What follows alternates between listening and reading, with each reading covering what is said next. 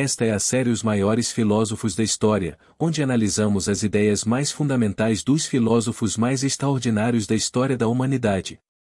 Neste episódio exploraremos a filosofia de Albert Camus. Albert Camus nasceu na Argélia em 1913, na época uma colônia francesa.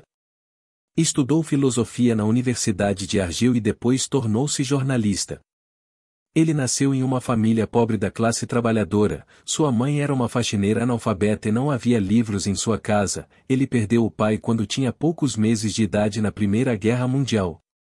Quando começou a frequentar o liceu ou a escola secundária, era um estranho. Ele veio de um subúrbio pobre e de repente foi cercado por meninos de famílias de classe média. Com o passar do tempo, ele logo se tornou um personagem conhecido no meio universitário e as mulheres ficaram muito atraídas por ele. Ele adorava particularmente o futebol, afirmando que em tudo o que sei com mais certeza sobre moralidade e obrigações devo ao futebol. No entanto, aos 17 anos ele foi acometido de tuberculose. Isso interrompeu seus estudos e sua vida física.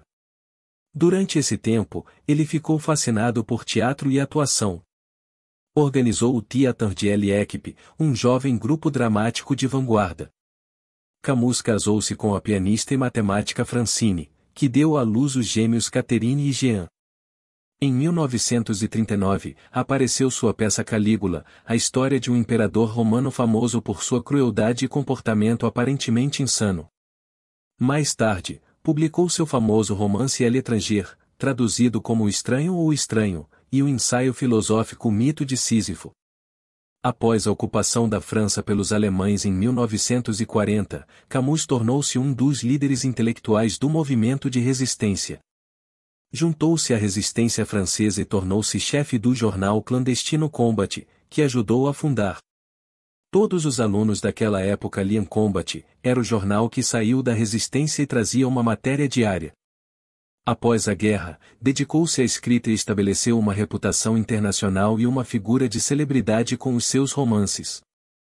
Ele recebeu o Prêmio Nobel de Literatura em 1957. Aos 44 anos, o segundo ganhador mais jovem da história. Ele disse, em quaisquer que sejam as circunstâncias da vida de um escritor, obscuro ou temporariamente famoso, imerso no fogo da tirania ou livre por um tempo para se expressar, ele pode recuperar o sentido de uma comunidade viva que o justificará, mas apenas sob condição que aceite, tanto quanto puder, as duas responsabilidades que representam a grandeza da sua profissão, de servir a verdade e a liberdade. Na altura, a Argélia lutava pela independência e havia fortes diferenças de opinião em todo o mundo. Ficou perturbado com os acontecimentos ali, não conseguia pensar em mais nada, não aceitava a ideia de independência, sentindo que tinha direitos iguais ao solo da Argélia que pertenceram à maior parte da sua infância. Ele escreveu, durante anos quis viver de acordo com a moralidade da maioria, forcei-me a viver como todo mundo. Eu disse o que era necessário para criar um vínculo, mesmo quando me sentia separado. O resultado de tudo isto foi catastrófico, agora estou vagando entre os destroços, resignado com a minha singularidade e as minhas deficiências e tenho que reconstruir a verdade, tendo vivido toda a minha vida dentro de uma espécie de mentira. Depois de receber o Prêmio Nobel, ele deixou de ser pobre e pela primeira vez teve dinheiro para gastar. Ele viveu uma vida frugal, além de se vestir com elegância. Exilou-se na França, dolorosamente isolado da Argélia, seu país natal, seu sol. Ele estava vivendo em profunda solidão. As opiniões de Camus contribuíram para o surgimento da filosofia conhecida como absurdismo, que tem suas origens na obra do filósofo dinamarquês Søren Kierkegaard, que optou por enfrentar a crise que os humanos enfrentam com o absurdo, desenvolvendo sua própria filosofia existencialista. Camus também é considerado um existencialista, embora tenha rejeitado firmemente o termo durante toda a sua vida. Ele decidiu que seu trabalho como escritor iria progredir. Cada etapa seria marcada por uma peça, um romance e um ensaio. O primeiro ciclo foi o absurdo, o segundo a rebelião, e então, no final da vida, ele sentiu que estava chegando a um ciclo completamente novo, que seria o do amor ou da felicidade. Porém, nessa época, em 1960, quando voltava para Paris, morreu em um acidente de viação. Em seu bolso foi encontrada uma passagem de trem não utilizada. Além disso, nos destroços havia páginas manuscritas de um romance épico que ele previu que seria seu melhor trabalho. Foi editado e publicado 34 anos depois como O Primeiro Homem, pela filha de Camus, Catherine, tornando-se um best-seller instantâneo e ajudou a compreender o caráter de Camus mais profundamente do que qualquer outra de suas obras. O homem fica cara a cara com o irracional. Ele sente dentro de si o seu desejo de felicidade e de razão. O absurdo é o conflito entre a tendência humana de buscar valor e significado inerentes à vida, e a incapacidade humana de encontrar qualquer significado em um universo sem propósito, sem sentido e irracional, com o silêncio irracional ou do universo em resposta. Tentar definir isso é como água escorrendo pelos dedos. Porém, este mundo em si não é absurdo, o que é absurdo é a nossa relação com o universo, que é irracional. O absurdo depende tanto do homem como do mundo. É tudo o que os une. Assim, o universo e a mente humana não causam separadamente o absurdo, mas sim, o absurdo surge pela natureza contraditória dos dois existindo simultaneamente. Seu livro L'Étranger, traduzido como The Stranger ou The Outsider, mostra o tema do absurdismo e do existencialismo de Camus. O personagem principal Meursault fica sabendo da morte de sua mãe. Ele mostra indiferença e distanciamento emocional de seu ambiente. Ele fala o que pensa sem se importar com os outros e é alienado da sociedade devido às suas peculiaridades. Uma cena famosa é o seu encontro com um árabe na Argel francesa. A praia inteira reverberava ao sol e me pressionava por trás. O sol estava começando a queimar meu rosto e senti gotas de suor se acumulando em minhas sobrancelhas.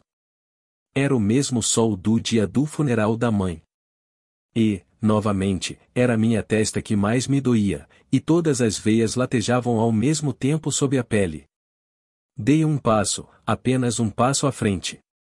E desta vez, sem se sentar, o árabe sacou a faca e ergueu-a na minha direção ao sol, era como se uma longa espada brilhante se lançasse contra a minha testa. Todo o meu ser ficou tenso e eu apertei ainda mais a arma. O gatilho deu, e foi aí que tudo começou. Percebi que tinha destruído o equilíbrio do dia e o silêncio perfeito desta praia onde fui feliz. E atirei mais 4 vezes em um corpo sem vida e as balas penetraram sem deixar marca. E foi como dar 4 batidas fortes na porta da infelicidade. Meursault mata um homem que ele não conhecia, um ato involuntário e absurdo. Ele simplesmente teve um momento de medo, o sol atingiu a faca, o suor escorria de seus olhos. A partir deste momento ele entra no mundo do julgamento. E o mundo do julgamento é a descoberta do homem. Ele é condenado à morte e atormentado pela descoberta do mundo. Isto mostra uma das formas do absurdo, um jovem que quer viver mas está condenado a morrer. Meursault é atormentado pela loucura da sinceridade, personagem que se distingue por nunca querer dizer mais do que sente. Quando questionado se sofreu com o enterro de sua mãe, ele não admite nem nega ter sofrido. É esta recusa tenaz, este fascínio pela autenticidade do que se é e do que se sente que dá sentido a todo o romance. No mesmo ano, Camus publicou O Mito de Sísifo, influenciado por filósofos como Søren Kierkegaard, Arthur Schopenhauer e Friedrich Nietzsche. Ele começa o livro afirmando que existe apenas um problema filosófico verdadeiramente sério, o suicídio. Julgar se vale ou não a pena viver a vida equivale a responder à questão fundamental da filosofia.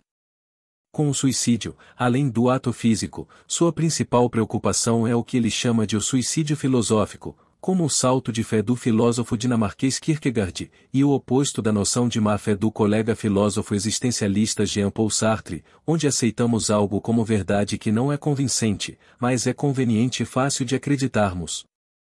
Assim, ele enfatiza que o existencialismo deve ser ateísta, uma vez que uma das formas mais comuns de suicídio filosófico é acreditar em algum sistema de crenças já pronto, que é praticamente toda a religião do mundo. Para Camus, a principal razão pela qual uma pessoa acredita em Deus é que isso alivia a sensação de ansiedade que se sente em relação à incerteza da vida. Tomemos, Por exemplo, a crença na justiça suprema, em que as pessoas boas serão recompensadas e as pessoas mais punidas, o que nem sempre acontece. Essa incerteza e aleatoriedade nos dão uma sensação de insegurança. Assim, acreditamos num sistema de crenças hipotético, que nos alivia imediatamente destas inseguranças, ao custo de cometer uma espécie de suicídio mental, desligando as nossas faculdades mentais. Existem também formas seculares de cometer este ato, como fugir para o mundo do entretenimento. A sua solução para isto seria confrontar honestamente toda a natureza incerta da vida, confrontar o absurdo, a dimensão fundamental da nossa existência. Todas as ações de ganância e todos os grandes pensamentos têm um começo ridículo. O homem que não comete suicídio filosófico e enfrenta o absurdo, ele chama de homem absurdo, uma espécie de herói existencial, muito parecido com o personagem de Meursault em O Estranho. Aquele que vive sem apelo, como afirma Camus, e que reconhece o absurdo e consegue de qualquer maneira manter abertas e vivas as questões da vida, evitando o suicídio filosófico. O suicídio nunca é uma opção para o homem absurdo, seria uma forma de acompanhar a nossa absurda condenação, afirmando implicitamente que a vida é realmente intoleravelmente absurda e que o suicídio é a nossa única opção. Semelhante a ser condenado à prisão, a coisa mais desafiadora que você pode fazer é aproveitar a experiência, porque aproveitar a experiência nega o significado da sua condenação, que você deveria vivenciar como uma forma terrível de sofrimento. Este é o herói absurdo. No entanto, a existência humana é absurda não só porque se recusa a dar-nos respostas às nossas questões básicas, mas também porque é realmente repetitiva e fútil, levantar-se, elétrico, 4 horas no escritório ou na fábrica, refeição, elétrico, 4 horas de trabalho, refeição, sono e segunda, terça, quarta, quinta, sexta e sábado no mesmo ritmo, esse caminho é facilmente percorrido na maior parte do tempo. Mas um dia surge o porquê e tudo começa naquele cansaço tingido de espanto. Mas não para por aqui. Mesmo nossos fins de semana, férias e outros eventos aparentemente singulares são, na verdade, apenas variações de coisas que vivenciamos muitas vezes. Além disso, a vida é absurda porque não nos dá nenhuma razão real para concluir que todas as nossas lutas repetitivas algum dia resultarão em alguma coisa. Quando morrermos, a maioria de nós será esquecida há muito tempo, até mesmo as gravuras de nossas lápides estarão desgastadas e ilegíveis. Enquanto a própria Terra acabará por ser engolfada pelo nosso Sol em expansão, não deixando nenhuma mudança perceptível em qualquer uma das nossas vidas ou lutas, ou nas de toda a raça humana. Todas as nossas grandes lutas acabarão em nada além de pó. Camus associa nossa condenação ao absurdo ao personagem mitológico de Sísifo, um homem condenado pelos deuses a uma vida inteira rolando uma pedra colina acima, um trabalho árduo e cansativo, apenas para chegar ao topo da colina e ter a pedra inevitavelmente rolará de volta até o fundo para que ele comece tudo de novo, condenado a uma vida inteira de dor e angústia e trabalhando duro apenas para ter seus esforços completamente inúteis no final. Não é a natureza repetitiva e fútil da existência humana em si que a torna absurda. O que realmente torna a nossa existência humana absurda é a nossa consciência da nossa condenação de Sísifo quando evitamos a armadilha do suicídio filosófico. Talvez numa das suas citações mais célebres, Camus afirma que a própria luta pelas alturas é suficiente para encher o coração de um homem. É preciso imaginar Sísifo feliz. Felicidade no sentido de viver com pleno reconhecimento da própria vida absurda, aliada a uma desafiadora não aceitação dela, encantando-se pela vida, o completo oposto do niilismo. A revolta é um conceito essencial para Camus, é a manutenção de uma consciência lúcida do absurdo da vida. Para afirmar a vida e continuar, ele afirma que uma das únicas posições filosóficas coerentes, portanto, a revolta. É um confronto constante entre o homem e a sua própria obscuridade. É uma insistência numa transparência impossível.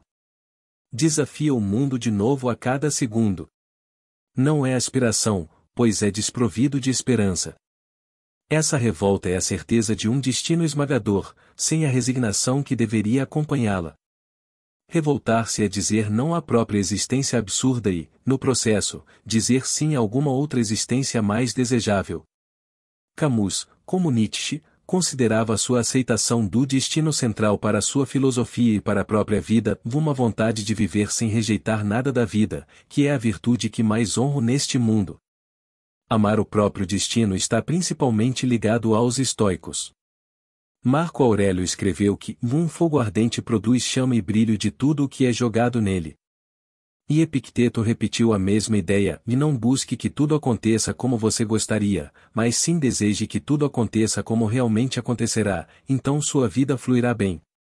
Nietzsche expressou isso no que chama de eterno recorrência, amar a vida e não apenas aceitar o bem, mas também aceitar que existe o mal, o sofrimento, a dor e a aniquilação.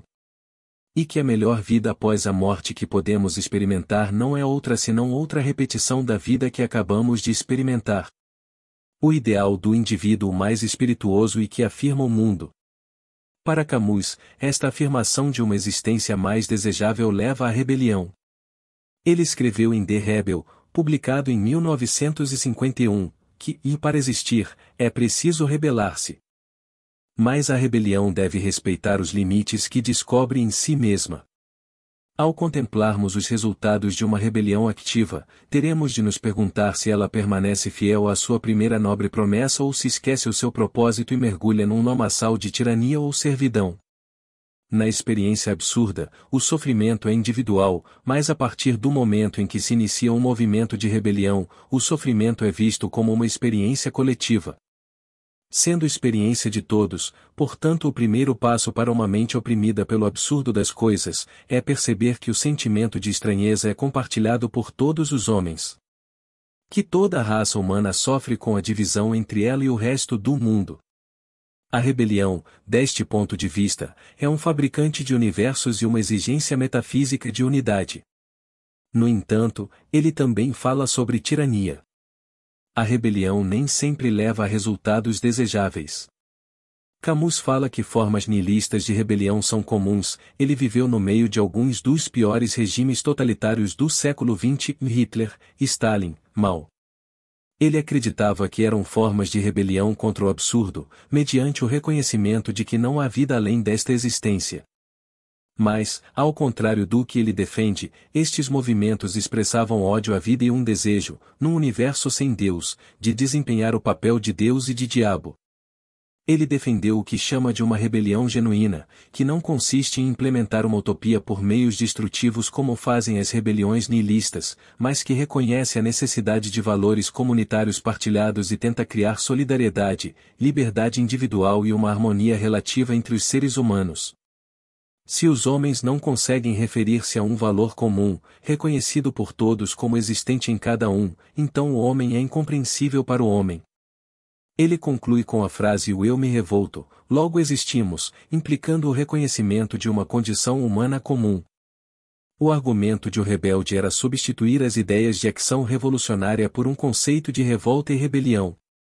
Assim, para Camus, a única maneira de lidar com um mundo sem liberdade é tornar-se tão absolutamente livre que a sua própria existência seja um ato de rebelião.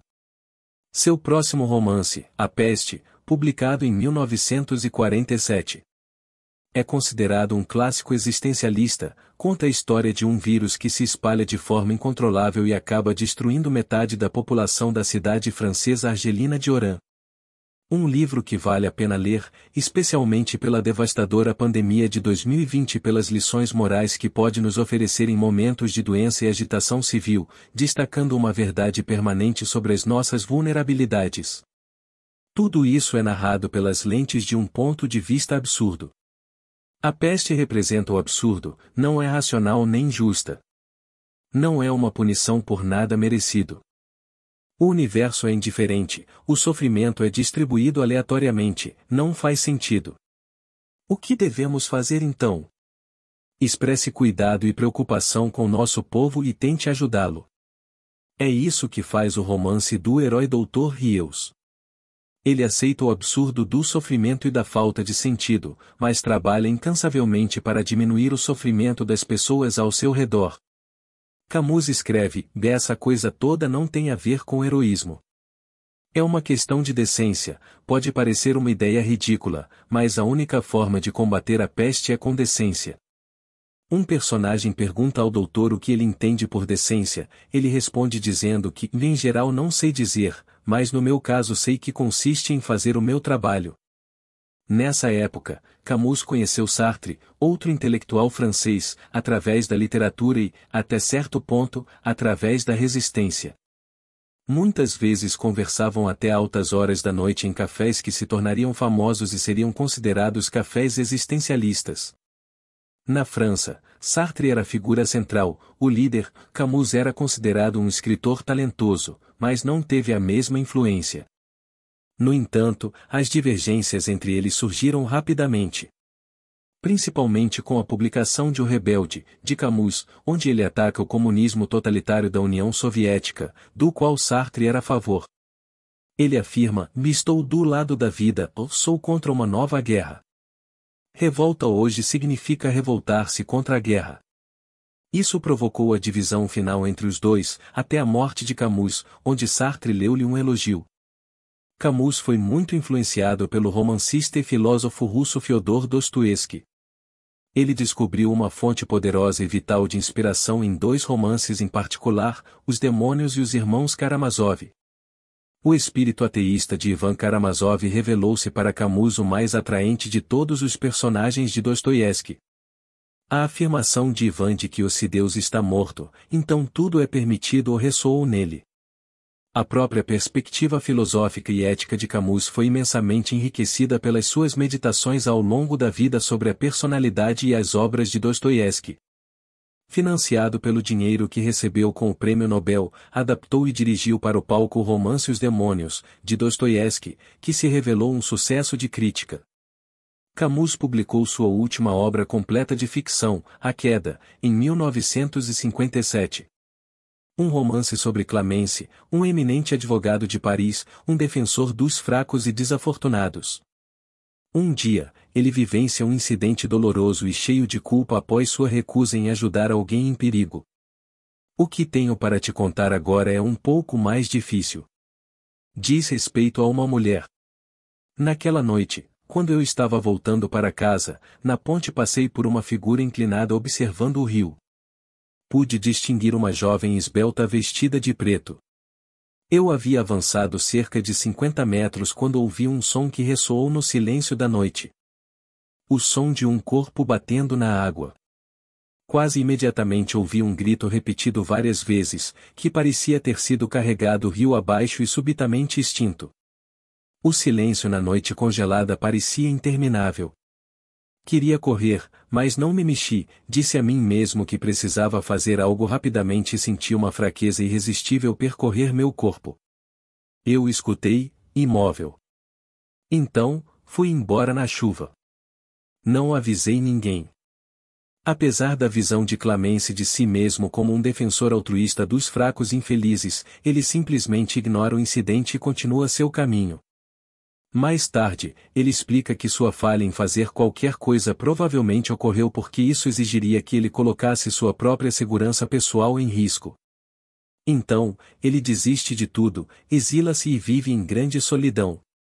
Ele passa a maior parte do tempo em um bar onde confessa e se acusa, buscando ouvintes para se libertar da solidão, do desespero e da culpa. Esta é uma espécie de confissão de Camus. Sua esposa sofria e foi hospitalizada por depressão. A certa altura, ela tentou se jogar de uma varanda, não se sabe se para escapar do hospital ou se matar. A esposa de Camus tentou suicídio pulando, caindo, de um prédio. A mulher cai no rio. Assim, A Queda. Jean-Paul Sartre descreveu o romance como talvez o mais belo e o menos compreendido dos livros de Camus. Camus nos ensina, através do seu absurdismo, que a vida tem um valor inerente, mesmo que não tenha um significado inerente, muito diferente do niilismo, em que nada tem significado. Sua simplicidade faz com que sintamos que ele é uma espécie de amigo que nos guia em nossa jornada de vida, ajudando-nos a superar nossas lutas contra a ansiedade, a depressão ou o suicídio. Ele defende a vida e pede-nos que a vivamos até as lágrimas.